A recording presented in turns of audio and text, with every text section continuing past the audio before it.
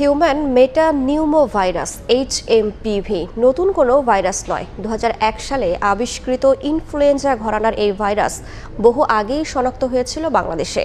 তাই আতঙ্কিত না হয়ে ছড়িয়ে পড়া রোধে মাস্ক ব্যবহার, হাত ধোয়া সহ বিভিন্ন সতর্কতা অবলম্বনের পরামর্শ স্বাস্থ্য বিশেষজ্ঞদের। বিশেষ করে সাবধান থাকতে হবে শিশু, বয়স্ক ও গর্ভবতীদের।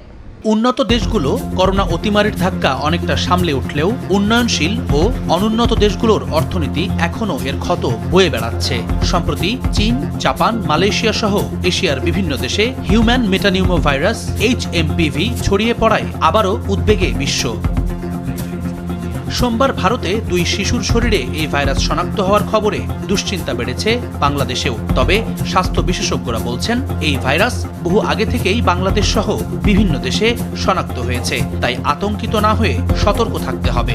বাংলাদেশ সহ পৃথিবীর বিভিন্ন দেশে আগে থেকেই আছে, বিশেষ কোনো উদ্বেগের কোনো কারণ নেই। এটা ইনফ্লুয়েঞ্জার মতোই একটা শ্বাসতন্ত্রবাহিত রোগ। তবে এই রোগটাকে আমাদের প্রতিনিয়ত পর্যবেক্ষণ করা উচিত, কারণ যে কোনো ভাইরাস রোগ যেটা দ্রুত মানুষ থেকে মানুষে ছড়ায়, সেটা কিন্তু তাদের যে মানুষকে অসুস্থ করার ক্ষমতাটা বেড়ে যেতে পারে। যুক্তরাষ্ট্রের সিডিসির গবেষণা অনুযায়ী HMPVর কারণে আক্রান্ত ব্যক্তির সর্দি, কাশি, শ্বাসকষ্ট ও নিউমোনিয়া হতে পারে। ফুসফুস ও শ্বাসতন্ত্রে আক্রমণকারী এই ভাইরাস শিশু, বয়স্ক ও গর্ভবতীদের জন্য বিশেষ ঝুঁকিপূর্ণ। তবে যে কোনো পরিস্থিতির জন্য স্বাস্থ্য বিভাগকে প্রস্তুত থাকার পরামর্শ IEDCR এর সাবেক এই বৈজ্ঞানিক কর্মকর্তার।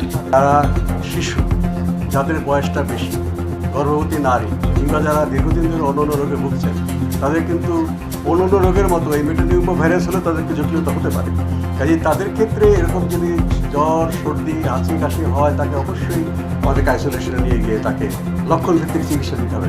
কিন্তু আমাদের স্বাস্থ্য ব্যবস্থাকে আরও যদি আমরা উন্নত করতে চাই, তাহলে যে কোনো ভাইরাসে প্যান্ডেমিকে পরিণত না হয়, সেটার জন্য একটা রক্ষা কবচ হবে যে আমরা এটার একটা সার্ভেলেন্স এবং জেনোমিক সিকোয়েন্স প্রয়োজন মাফিক আমাদের জনস্বাস্থ্যবিদ এবং ভাইরোলজিস্টরা একসাথে বসে, নীতি নির্ধারকরা বসে এই বিষয়ে সিদ্ধান্ত হওয়া উচিত। 2001 সালে নেদারল্যান্ডসের 28 শিশুর শরীরে ছড়িয়ে পড়লে আবিষ্কার হয় ইনফ্লুয়েঞ্জা ঘরানার এই ভাইরাস।